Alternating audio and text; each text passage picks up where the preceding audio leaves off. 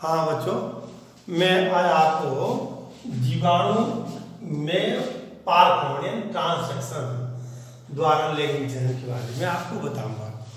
ये part first year में भी काम आता है, फर्स्ट ईयर में है और इंटर में भी है, दोनों में ये बातें हैं।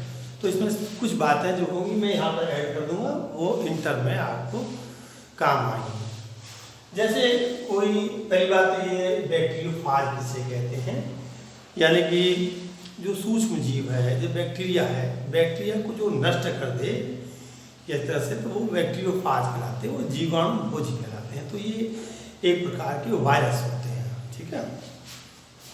तो जैसे कोई बैक्टीरिया है, तो ये बैक्टीरिया, इसलिए मैंने इसको लिखा हुआ है बैक्टीरियम, सही है। और इसके अंदर जो क्रोमोसोम होगा, आनुवांशिक पदार्थ होगा, वो बैक्टीरियल क्रोमोसोम कहलाता है। बस हो गया। ये एक वायरस है। वायरस का इसके भाग, ये ऊपर वाला भाग जो इसका हेड है, बस हो गया।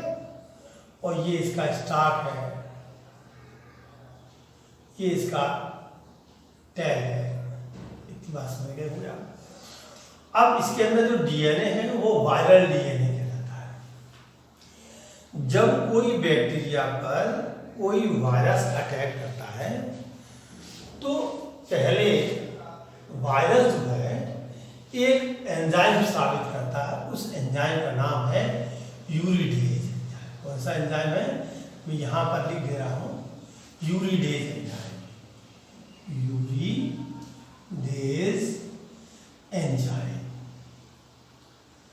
सही है। वो एंजाइम क्यों स्रावित करता है? इस बैक्टीरिया की जो ये परत है, ऊपरी जो खोल है, पेप्टिडो ग्लाइकॉन का है।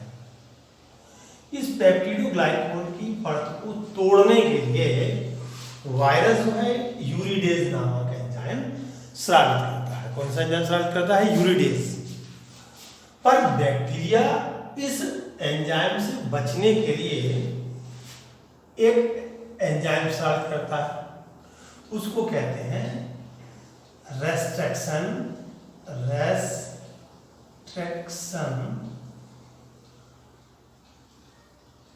Endo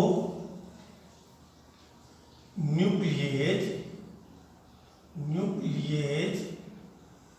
enzyme. बात समझा गई?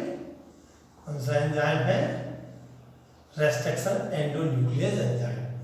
इसी एंजाइम का हम उपयोग करते हैं डीएनए फिंगरप्रिंटिंग में, जीनी अभियांत्रिकी में, ठीक है।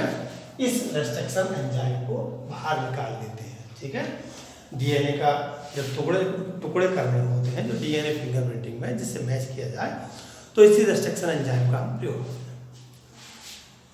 तो ये एंजाइम जो है ये स्रावित करता है बैक्टीरिया, और वायरस कौन सा करता है? यूरिडेज नामक एंजाइम स्रावित करता है। बात समझे हम? पर यूरिडेज एंजाइम जो है इस पेप्टिडो ग्लाइकॉन की परत को ब्रेक कर देता है, ठीक है, क्योंकि आप ट्रांसक्शन समझ रहे हैं। ये बात मैंने आपको इंटर की बात बता दी थी। हम इस ट्रांसक्शन क्रिया में इस वायरस ने बैक्टीरिया की पेप्टिडो ग्लाइकॉन की परत को ब्रेक कर दिया। ब्रेक करते ही इसके जो हेड में जो वायरल डीएनए है, उस वायरल डीएनए को बैक्टीरिया के प्लाज्मा में ट्रांसफर कर दिया, एंटर कर दिया, ठीक है। होस्ट मानी पोषण होता है, सही है। तो बैक्टीरिया इसके लिए क्या है? पोषण। जैसे आपके शरीर के ऊपर अगर कोई जीव है, तो आप पोषक हो गए, वो पैरासाइट हो गए, सही है। तो ये बैक्टीरिया क्या हो गया? होस्ट।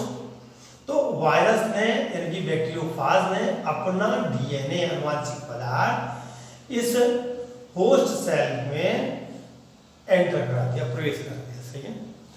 अब इस वायरस का जो डीएनए है, वो इस बैक्टीरिया के डीएनए को ब्रेक कर देगा। वही ऐसे कर देगा, ब्रेक तोड़ दिया। इसने क्या किया? बैक्टीरिया के डीएनए को तोड़ दिया। अब बैक्टीरिया के डीएनए को तोड़ने के बाद ये वायरस अपना डीएनए उसमें जोड़ लेता है। क्या कहता है? अपना डीएनए उसमें जोड़ देता है। इसी जोड़ने के बाद जब इसका डीएनए इसकी क्लोनिंग कह सकते हैं, इसको क्या करना, क्लोनिंग करना। तो ये अपना डीएनए बैक्टीरिया में बैक्टीरियल डीएनए, और ये कौन सा हो गया, वायरल डीएनए। बात आ गई। तो अपने वायरस का भी डीएनए इसमें विद्यमान है और किसका, बैक्टीरिया का भी डीएनए इसमें विद्यमान है। सही है। अब इसी डीएनए से बैक्टीरियल वायरल डीएनए से, क्योंकि इसके अंदर गुण इसका वायरस का डीएनए गुण होगा, पर ये वायरस बन जाते हैं, यानी बैक्टीरियोफाज बन जाते हैं। कौन से हो गया, न्यू बैक्टीरियोफाज। और कब, द वायरल पार्ट मैच्योर, जब ये वाले वायरल जो है ये क्या होगा, परिपक्व हो गए। परिपक्व होने के बाद ये जो पेप्टिडोग्लाइकॉन की परत जो बैक्टीरिया की है वो फट जाती है, और इससे ये बैक्टीरियोफाज, ये वायरस बाहर निकल आते हैं, और फिर ये दूसरे पोषण की तलाश में रहते हैं। तो इसमें इसलिए हमने लिख दिया न्यू होस्ट बैक्टीरियम। अब ये उसके ऊपर आक्रमण करेंगे। तो इस प्रकार से जीवाणु में पारक्रमण, इन ट्रांसडक्शन क्रिया के द्वारा लैंगिक जनन क्रिया संपन्न होती है। बात हो गया। यहाँ पर इसी का हम उपयोग जीन अभियांत्रिकी में करते हैं, इसलिए मैंने ये बात कॉमन आपको बताई। पास में आ गया आपको। धन्यवाद। आगे की बात जो है अगली वीडियो में हम आपको बताएंगे।